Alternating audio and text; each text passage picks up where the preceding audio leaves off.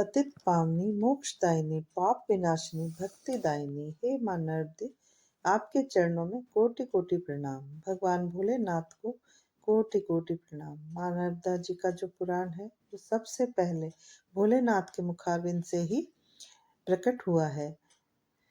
ब्रह्मा जी और शिव जी के अलावा और किसी में ये सामर्थ्य नहीं कि मां नर्मदा का और मां नर्मदा के किनारे जो भी तीर्थ है उनका वर्णन भोलेनाथ के सिवा कोई और कर सके, ऐसा व्यास जी ने भी कहा। और नैमिषारण्य तीर्थ में जहाँ 88,000 ऋषि तपस्या कर रहे थे, वहां जब सूत जी पधारे तो ऋषियों ने उनसे पूछा कि हे सूत जी, तीर्थ तो बहुत है, गया, श्रीशैलम, अवंतिका, काशी, जगन्नाथपुरी और भी बहुत है, और हमने देखे भी हैं।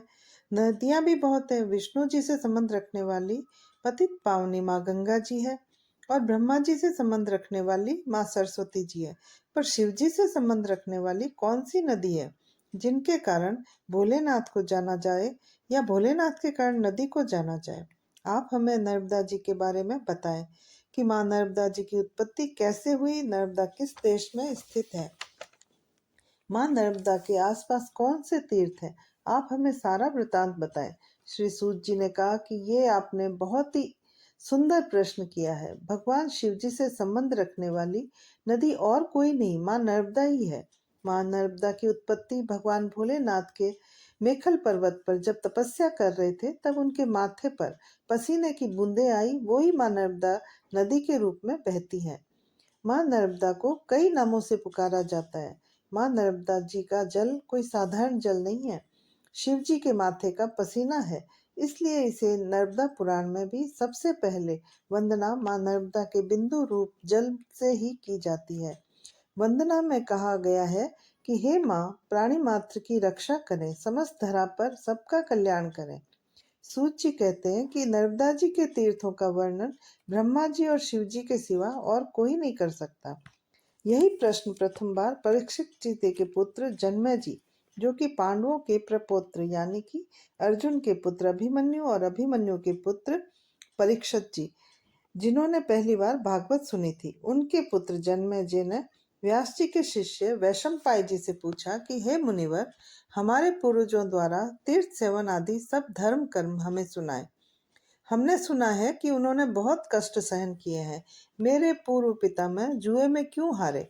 वो कौन कौन से तीर्थ में गए और कहाँ निवास किया? हमारी ये सुनने की बड़ी इच्छा है, सो आप हमें बताएं। तब वैशंपायन जी बोले, हे राजन, तुम्हारे पूर्वज द्रौपदी के साथ काम्यक वन में निवास करके फिर वो विंध्याचल पर्वत की ओर गए।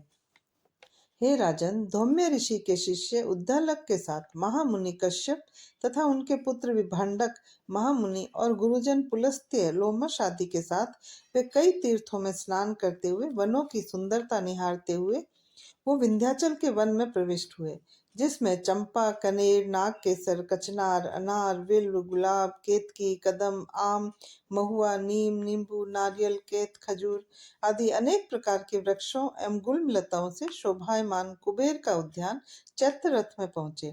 वहां अनेक सुंदर जलाशय थे और नीले, पीले और श्वेत और लाल कमलों वाले सरोवर थे, जहाँ चकवा, चकवी, आड़ी, काक, बगुले, हंस, कोयल आदि से सुशोभित वो स्थान सिंह, बाघ, शूकर आदि विशालकाय वन, भैंसे, सुरभि, सारंग, रीछ, भालू जानवरों और कोयल, मोर आदि कई प्रकार के पक्षियों से वहां की छटा निराली ही थी। दुख और शोक का तो उस वन में नामो निशान भी नहीं था। वहां वह सब विपरीत स्वभाव के जानवर आपस में मिलकर रहते थे, जैसे शेर और हिरण एक साथ रहते थे और मोर और सांप एक साथ में क्रीड़ा करते थे। ऐसे सुंदर वन में पांडवों ने प्रवेश किया, जहां उन्हें मार्कंडे ऋषि ने दर्शन दिए। उनके दर्शन करके फिर ऋषि मार्कंडे ने उनका स्वागत किया। वहां युधिष्ठिर ने ऋषि मार्कंडे से पूछा, हे ऋषिवर, आप हमें सातों कल्पों का वृतांत सुनाइए। सृष्टि के क्षीण हो जाने पर अर्थात स्थावर जंगम लोक का प्रलय हो जाने पर भी हे मुनि श्रेष्ठ, आप क्यों और कैसे नष्ट नहीं हुए? नदियों में भी कौन सी नदी ऐसी है जिसका प्रलय में अंत नहीं हुआ, और कौन सी प्रलय में विलीन हुई, और कौन सी पवित्र जल वाली नित्य बहने वाली नदी है जिसका क्षय न हुआ हो? हे तात, आप हमें ये वृतांत अवश्य सुनाएं।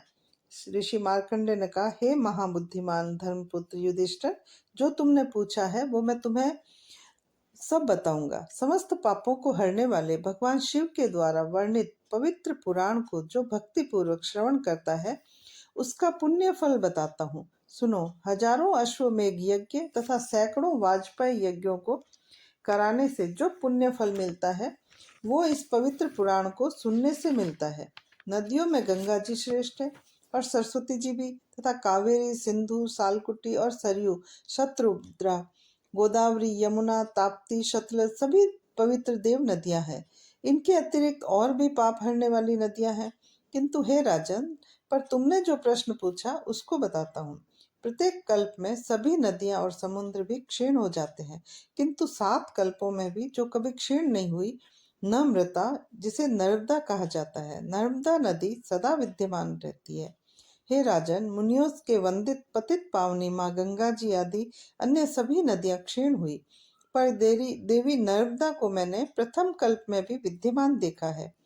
इसलिए ये नदी सर्वदा सर्व सम्माननीय है।